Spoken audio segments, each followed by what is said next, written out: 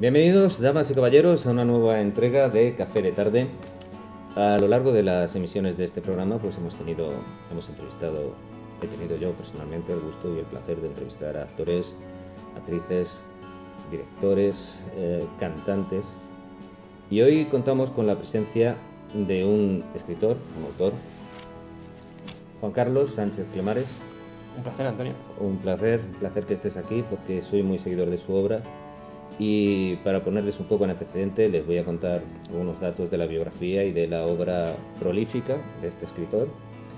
Nace en noviembre de 1969. Su primer libro es Cuentos Maravillosos. Es este. Cuentos Maravillosos. Ha publicado 10 libros en formato papel, también encontrables en formato electrónico.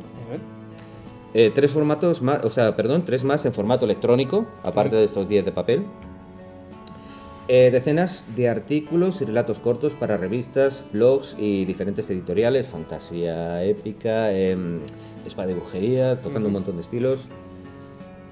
Publica La caída del águila, que es este, que es novela histórica, con tirada agotada en Estados Unidos. Sí, en un mes. En un mes se agotó la tirada en Estados Unidos, nada menos. En inglés, se tradujo en inglés y en un mes se agotó la tirada en Estados Unidos. Ahí era. Traductor y adaptador de las memorias de Manfred von Richthofen, El Barón Rojo, que están incluidos en este libro. La biografía del Barón Rojo, traducido directamente del alemán, ahí en nada. Y todo esto sin anestesia ni nada, del alemán. Ahí está. Divulgativo. La obra Zombie Park, que esta es tremendamente divertida. Zombie Park es una sátira con denuncia destructiva y humillante a través de dinosaurios zombies. Les suplico que reparen en el sombrerito cordobés del dinosaurio zombie. Es tremendamente divertida. Una sátira con mucha denuncia, ¿no? Y de una veracidad y una rabiosa actualidad, la verdad. Vinagre para las heridas. Muy divertida y muy entretenida. Vampirus, que este fue un libro de encargo, ¿no? Sí, ese me llegó mi editor y me dijo, tienes que escribir un libro de vampiros, está de moda ahora, lo tienes que hacer. Y dije, bueno, pues ya que escribo un libro de vampiros... Pues por encargo ha hecho tu obra más reconocida hasta el momento, Vampirus. Ahora volveremos a retomar el libro, junto con la trilogía de Las Crónicas de un Conquistador. Novela histórica, que está considerada la mejor novela histórica de la conquista de México. Nada menos. Eso dicen algunos, sí. Fantástico. Fíjense ustedes el nivelazo de autor que tenemos aquí. Caballeros de la Cruz de Hierro. 6 ediciones. Eso es. Con la que está cayendo. Bueno, era una obra muy demandada por los aficionados y estudiosos de la Segunda Guerra Mundial. Aparte porque no hay nada parecido en lengua castellana y bueno, Claro, había un vacío literario ahí.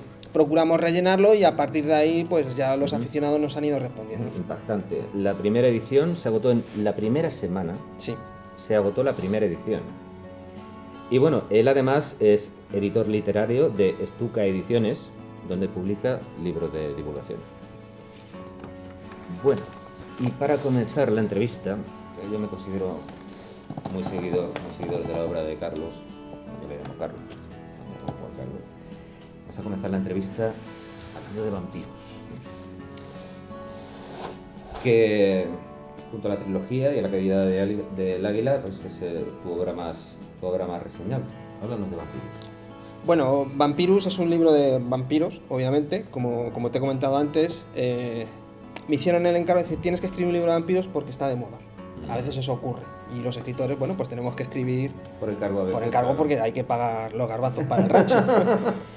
Pero me dije, bueno, quiero escribir un libro de vampiros, pero no quiero escribir como está de moda ahora, que es el vampiro... Vampiro al uso Sí, ese con acné, amanerado, con sentimientos. Jovencito adolescente con problemas. Quiero retomar el mito del vampiro. Entonces, yo soy muy seguidor de programas tipo del Dr. Jiménez del Oso, Iker Jiménez con Cuarto Milenio, programas como Rosa de los Vientos.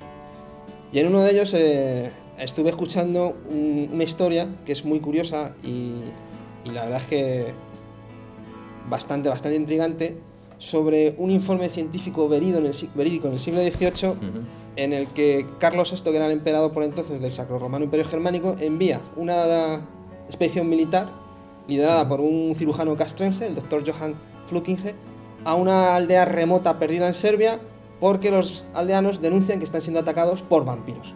¿En qué se diferencia Vampirus de las actuales novelas modernas de esta gente? Bueno, retoma el mito del vampiro, para empezar. Y el mito del vampiro es el ser sobrenatural que ataca a los vivos para robarles la sangre.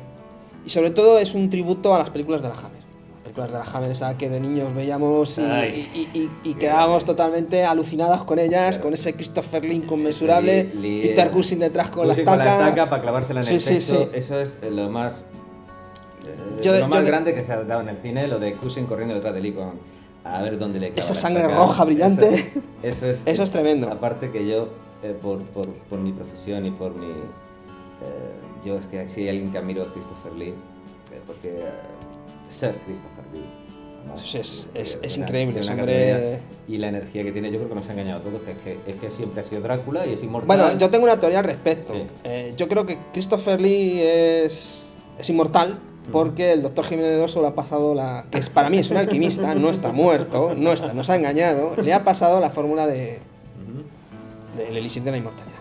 Ajá. Ahí está el hombre. Algún día nos engañará haciendo como que se muere. Sí, luego se irá a una isla. Y luego se irá a una isla como... Exacto.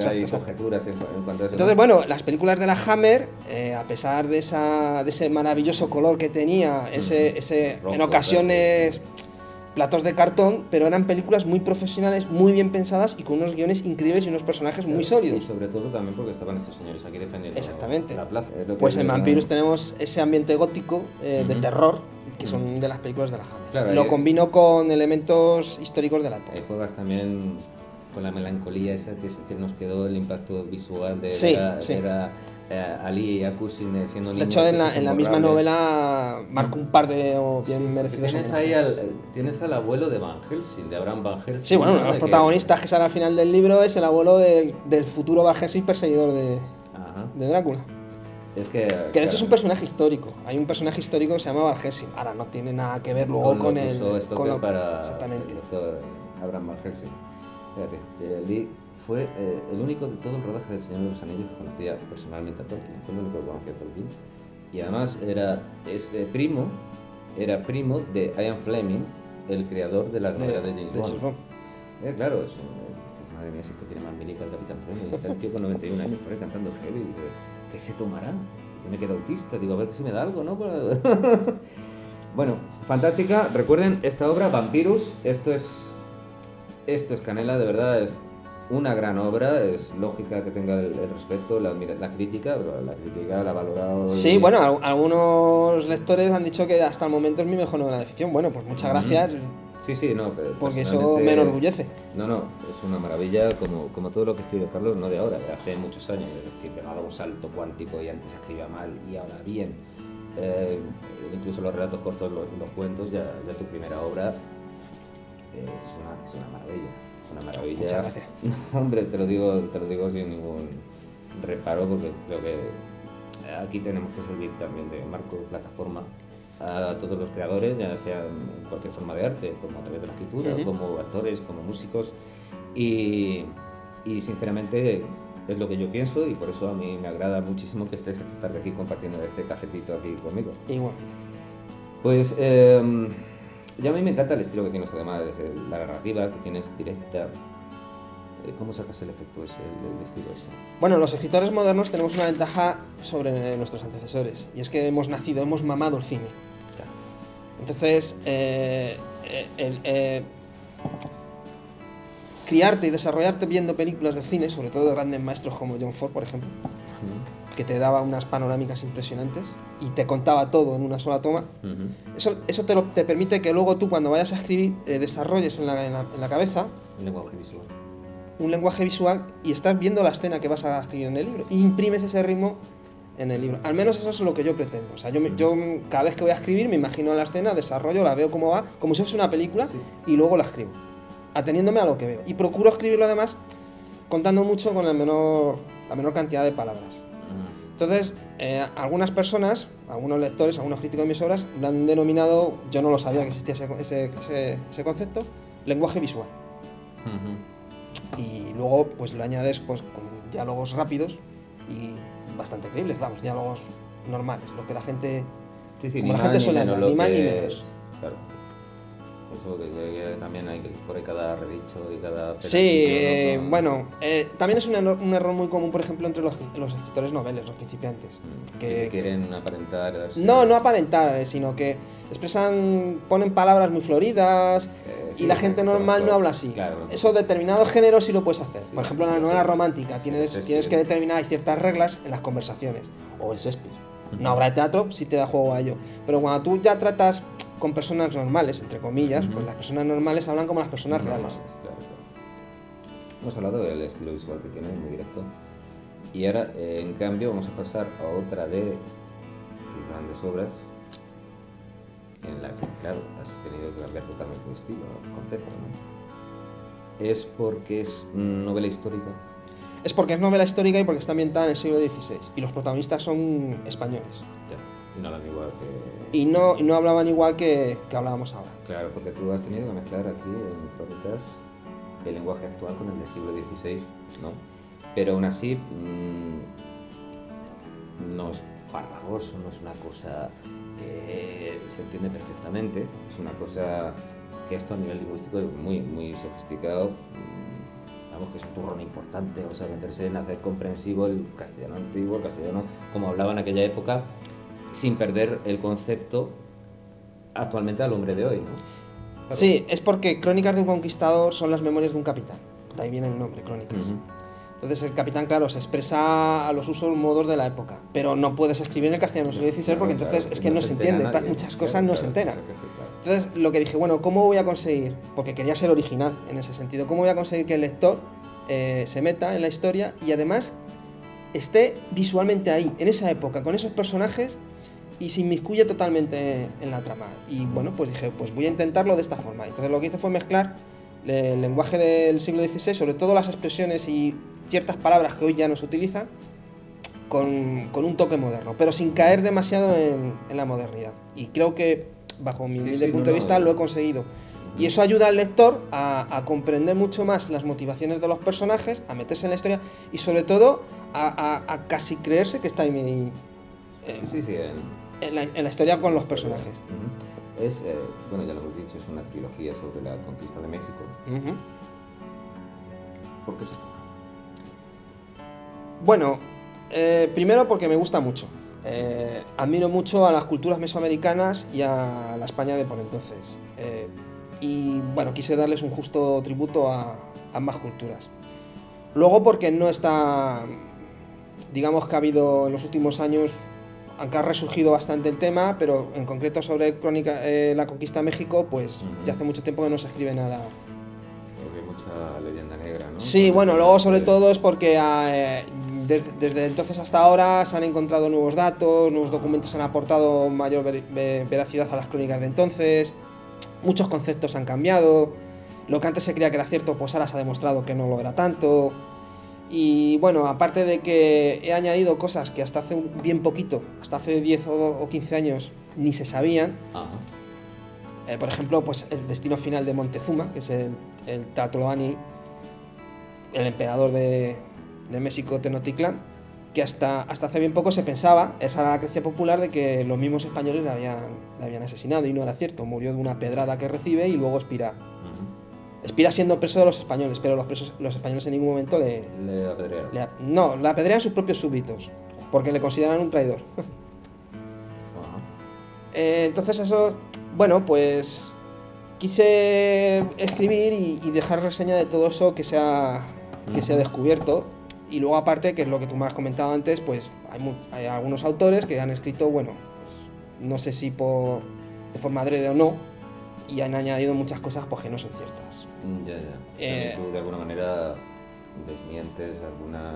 No es esa mi intención. Mi intención no es de mentir nada ni hacer apología de nada. Porque cuando se escribe novela histórica te tienes que ceñir a la historia, claro, obviamente. En esto tú eres súper talibán, aquí no te apete el burro, o sea, este es el marco, el contexto histórico. Es que eso es el género, el género de la novela histórica es eso. O sea, y así siempre lo han dejado sentado los grandes maestros de la divulgación histórica y de la novela histórica. Tiene que tenerse a la realidad. Tú te tienes que atener, o sea, si tú escribes una determinada época, te tienes que ceñir a esa determinada época. Una cosa, aunque los personajes sean inventados y sus aventuras sean ficticias, pero en el momento que interactúan con hechos históricos, no te puedes salir de ahí. Claro, porque si no acabamos viendo whatsappear a los neandertales, por ejemplo. Por ejemplo. Meten cagolazo. Sí, o llega un centurión romano, ¿qué pasa, colega? ¿Qué pasa con el Rolex? Como en la peli de Menú. Que sale con el Rolex y tal.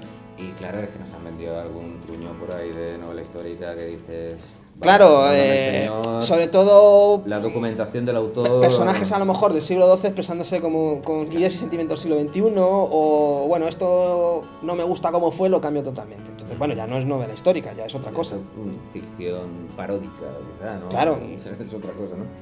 Crónicas ya lleva segunda edición. Nada, vuelvo a repetir, con la que está cayendo, porque además estando como están las editoriales y con... Sí, el panorama literario español está muy convulso. Está muy mal, ¿no? Hay incluso un par de editoriales que se interesan por la trilogía extranjeras, ¿no? Sí, de México y de Argentina. ¿Y por qué pasa esto? Quizá porque ellos mismos necesitan saber... Bueno, en México hay una especie de dicotomía entre el amor y odio hacia lo español. Claro. Pero respetan mucho la historia de España, claro, y su pasado también. Porque exactamente es su pasado. De hecho, México como nación nace a partir de la Guerra de la Independencia, pero hunde sus raíces mucho más atrás. Entonces, bueno, en Argentina es uno de los países latinoamericanos donde más se ama la historia, donde más se lee novela histórica. Es que se lee mucho, en general, no solo novela histórica, se lee más por estadística. Sí, bueno, es uno de los países con más editoriales del mundo. Y la gente que más aunque lee, también allá ahora mismo tienen un panorama bastante convulso, pero bueno, no dejan de ser bastante lectores. Y la novela histórica es un tema que se lee mucho. Y sobre todo, historia que trate sobre España. Digo, porque no dejamos de ser países hermanados por... Claro, consanguíneos. Exactamente. O sea, porque hubo una mezcla que otros... Sí, otros imperios ni se les pasó por la cabeza. ¿Qué opinas de la visión de Mel Gibson de Apocalipto? Bueno, a pesar de que bueno, no son aztecas, son mayas, ¿no? Porque tú me comentaste alguna vez que veías algún fallo de ambientación. Yo personalmente estoy un poco... No sé, este mundo que vivimos, este hombre ha hecho 3 películas, obras maestras, en mi opinión, para el cine, las 3 que ha hecho, tanto Braveheart como La Pasión, como este Apocalipto, con La Pasión, que si era antisemita, no justificaron ustedes este signo. Ahora, hizo Apocalipto, también decían que si era anti no sé qué. Sí, hubo muchas críticas respecto a Mel Gibson sobre la película Apocalipto, porque decían, sobre todo por el final, en el que aparecen los españoles con la cruz, pues decían, es que parece que los indígenas estaban esperando a que vinieran los españoles a rescatarles. No, como bien dice al principio de la película, ninguna gran nación cae si no empieza a caer por sí misma. Exactamente, es la decadencia. Entonces, hombre, como película a mí me parece soberbia, es una peliculación con una épica increíble, Sí que es cierto que hay ciertos fallos históricos. Por ejemplo, el protagonista, la mañana previa al ataque donde se los llevan presos a la ciudad maya, pues el protagonista se despierta porque los ladridos de los perros le despiertan. No había perros, o sea, los perros que había antes de la llegada de los españoles eran unos perros chiquititos que no ladraban sin pelo, que se cebaban para comer. Perro patata, ¿no? Pero son fallos de ese tipo. Claro. Y yo creo que a Mel Gibson más que nada se le atacó sobre todo por su ideología y por su posicionamiento político, más que otra cosa. Yo creo que sí. Y bueno, también hay unas cosas por ahí que se llaman cainismo y envidia. Sí. el pobre eso no es exclusivo de los americanos. No es exclusivo de los americanos. Aquí exportamos y estamos sobrados. Hay muchos mitos, porque claro, cuando hablamos de cosas, hay cosas que son como mentiras históricamente aceptadas y que tenemos aquí grabadas. Sí, bueno, la famosísima leyenda negra es una de ellas. Leyenda negra, ¿no? Pero que te comenté el otro día, por ejemplo, lo de los presidiarios de Cádiz. Esto es una falacia Sí, hay una creencia muy común en la que se piensa, dice, no, es que Colón llenó el barco con presidiarios porque nadie quería hacer ese viaje. No. Si eso lo hace Colón, Colón no llega, no pasa ni de las Canarias, porque para navegar en esos barcos se necesitaban marineros profesionales, marineros que supieran y tuvieran conocimientos, que por aquel entonces eran conocimientos que estaban muy restringidos porque se funcionaba mediante gremios. Entonces, ahí no podía cualquiera decir, pues a mí me conmutan la pena y me meto... No ha funcionado así. Sí que es cierto, pero mucho más adelante, que se permutaban ciertas penas a cambio de que fueras a poblar a las Indias. Entonces, o a actuar como soldado en los presidios. Que los presidios no tenían la connotación que tienen hoy en día. Los presidios eran colonias, eran puestos avanzados militares que protegían a las futuras colonias. Pero eran según qué determinados criminales y según qué condenas. Por ejemplo, personas que hubiesen cometido asesinatos o blasfemias o grandes crímenes no podían ir a... Eso es un mito falso. Eso de que los conquistadores que llegaron a las Indias eran en su mayor parte eran patibularios, criminales, convictos, incluso ignorantes. No es así. La gran mayoría de los oficiales estaban versados en los clásicos. Que venían de Italia, además, ¿no? Sí, muchos eran veteranos de las guerras de Italia y habían peleado junto con el gran capitán. Me comentabas también, me llamó mucho la atención porque no lo había contemplado desde ese punto de vista, ¿no? Lo que tú convienes en llamar ventaja ideológica, ¿no? En la batalla entre el soldado español y el azteca. Es indudable que el caballo, como arma, supuso una gran ventaja táctica.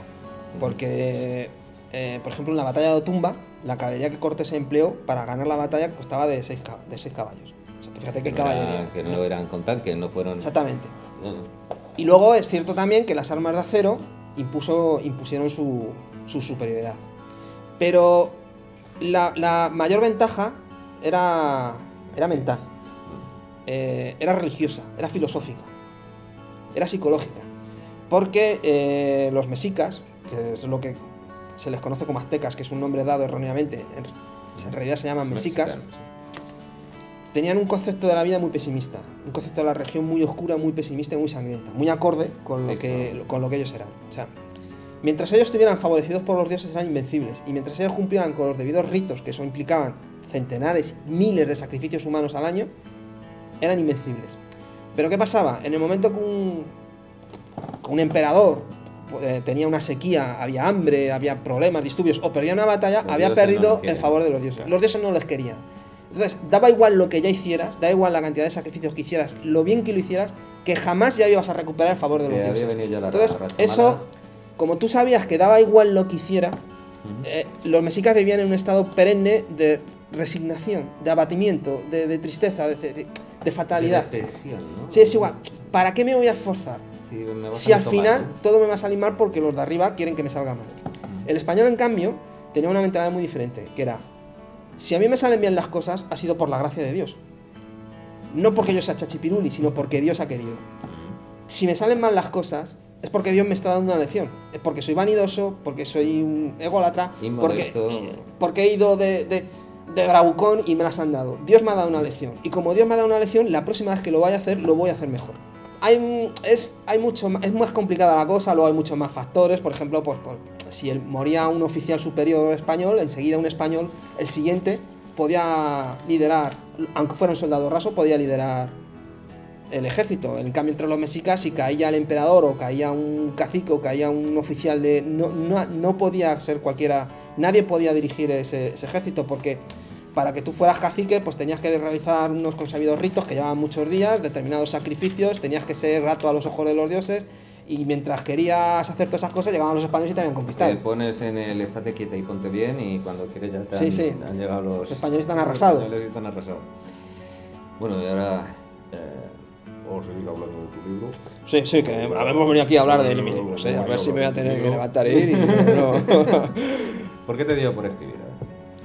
Bueno, ya me he venido desde muy pequeño. Mi madre me enseñó a leer con 5 años, a enseñar a escribir. Y entonces me enseñaba a leer y a escribir con novelitas de estardadura de Marcial Lafuente Estefanía, Silver Kane, de ciencia ficción, con los cómics de la época, Jabato, Mortadelo y Filemón. Conan llegó un poco más tarde. Entonces, ya claro, si uno ya tiene esa base, pues es normal que por lo menos como mínimo la lectura te interese. Pero años más adelante descubrí los cómics Marvel. Claro. Y Stan Lee, dije, madre mía, yo quiero ser dibujante de cómics, pero me puse a hacer monigotes y dije, hostia, esto no, No lo mío. no, Voy a tener esto que no es lo mío. escribirlo, ¿no? Así que dije, bueno, pues vamos a intentar emular a Stan Lee y vamos a ser guionista o escritor o lo que fuera. También me di cuenta que, por ejemplo, en el colegio, cada vez que nos reuníamos pues de una campana, una excursión o en el patio, el que solía terminar contando historias era yo. Me sentaba en un rincón y me ponía a ver qué sale y me narraba y todos los demás me escuchaban. Y poco a poco pues dije, bueno, pues parece ser que escribir se me da hasta en determinada forma bien.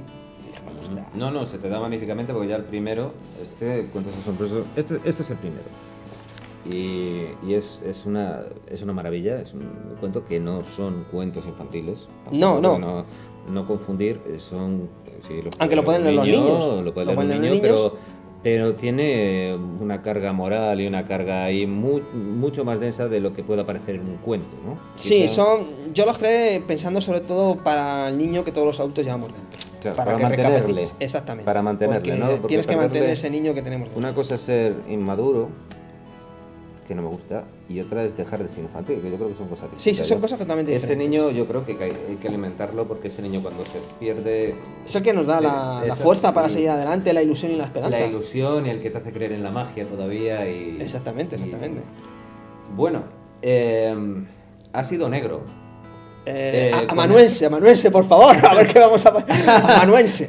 Negro, con esto no quiero decir que fueras como Michael Jackson ni nada de eso. Me refiero a lo que se denomina la figura del negro literario, sí, que es este señor que escribe obras para alguien que no puede, o no sabe, o no tiene tiempo, ¿no? No serás tú el de Ana Rosa Quintana, ¿no? No. No. Bueno, ¿qué tal la experiencia? Bueno, por un lado satisfactoria, pues dices, bueno, aquí entra dinerito. Claro. Es lo que he dicho antes, los escritores pues somos mortales que también como el resto necesitamos mercenarios de la pluma, ¿no? Pero por otro lado es muy frustrante. Es claro, porque todo tu trabajo se lo regalas a una persona que no... Obviamente te pagan, pero tú sabes que lo que has puesto ahí, lo que has depositado es muy personal, ¿no? Exactamente. Muy íntimo, y luego, bueno, sobre todo cuando ves que la otra persona dice, bueno, pero si esta persona... Sí. No tiene... Le faltan herbores, ¿no? Para... Claro, ¿cómo es posible que pase? O sea, pues, pero pasa. Y no solo en la escritura. Sí, no vamos a decir quién es porque se dice el pecado, que no el pecador. Claro. Porque además, si yo te contara lo que me encuentro todos los días. Pero es que es tela. Y se hace mucho más de lo que se piensa, ¿eh? No, por supuesto, vamos. Yo lo que no me creo es que Stephen King escriba 5 novelas al año, o sea, así. Uy, ese hombre llega a escribir bastantes más. Claro, pero la media es eso, unas 5 novelas al año. Y esto desde Lope, hasta Lope creo que tenía negros, o sea, Lope de Vega. O sea, en fin. Bueno, tenemos que dejarlo ya. No porque es una cuestión de tiempo, pero no sin antes diles a los espectadores dónde pueden encontrar tu obra, cómo pueden... Bueno, yo ahora mismo estoy trabajando para Stuka Ediciones. Puedes entrar en la página web de stukaediciones.es y ahí adquirir los libros. Luego pues también en librerías, grandes superficies. Aunque ahora últimamente lo de grandes superficies estamos trabajando para que la distribución sea un poco mejor. Luego todos los libros los puedes encontrar en amazon.com. En el portal.com, no en el .es, porque bueno, es un mercado más amplio y sobre todo en países como Estados Unidos, aunque esté en lengua española, se vende bastante bien. Muy bien. Bueno, pues ya recordarles después de escuchar los datos que ha dado Juan Carlos Sánchez Clemares, ténganle muy en cuenta a la hora de que cuando tengan que comprar un libro de calidad. No algunos que se les cae por ahí que van de novela histórica y que Dios nos Bueno, ampare. pero tiene que haber gusto para todo. Tiene que haber para todo, pero bueno, en la fin, variedad está a gusto y es bueno. Aquí desde aquí somos plataforma para todos, pero sí, también podemos hacer un poquito de justicia con determinadas cosas, nos complacemos en ello. Recordarles el mail, cafedetarde@playocio.tv. Y luego tenemos la página web, que es playocio.tv, donde pues nos pueden dejar los comentarios, si les ha gustado la entrevista, si han leído alguna obra de Carlos, nos lo comentan, nos lo hacen saber, nos lo hacen llegar. Y nada, ha sido un placer tenerle aquí. Igualmente. Juan Carlos. Y esperamos que no sea la última vez, a ver si publicas otro pronto y te Sí, tengo algunas obras todavía pendientes por publicar. Pues estás ya invitado a venir en cuanto vean la luz. Yo por mí encantado, vamos. Muy bien, muchísimas gracias y nos vemos en el próximo programa. Gracias.